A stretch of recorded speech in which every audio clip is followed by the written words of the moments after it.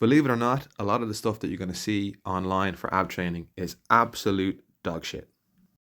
There's many ways that you could skin the proverbial abdominal cat, but here are some of my go-tos. These are all you will really need to train abs and have a solid looking core this summer.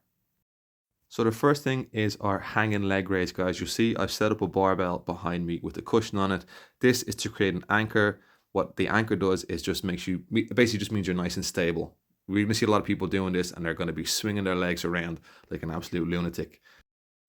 To get the most out of this exercise, stability is king. So whatever way you're setting it up, make sure you're stable, you have something to support your back as you smoothly move those legs up and down.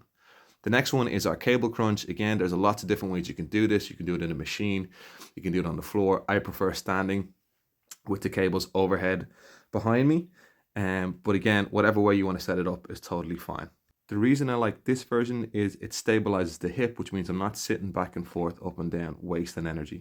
Setting this up with stable hips allows me just to tilt the rib cage forward and back, and that focuses everything on the abdominal muscles that I'm trying to train.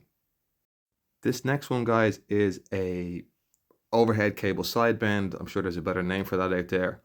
But overhead cable side bend gives you a good indication of what it is. So we're taking the cable up from an overhead point, we're strapping it in against the chest or the shoulder, and we're tilting or side bending towards the bench. Now take a look at my right foot here, guys. This part is totally key. I'm using my right foot to anchor me to the bench. In this one, you'll see the left foot sweeping around the back underneath. And what I'm doing with that leg is I'm holding myself firmly into the bench. It means I'm not messing around trying to stay stable. It's going to keep me solid and keep me focused on the movement. And not waste any time or energy trying to stabilize myself. So the last one in the video, guys, is our hanging oblique raise. A little bit advanced for sure, but if you feel like you're strong enough, you can give this one a shot. The main thing is that you keep yourself stable at all times. You notice the theme in this video? Stability is key. So all we're doing is, in a controlled fashion, lifting the hip up to the rib cage. Now, obviously, it's the side of your hip to the side of your ribs.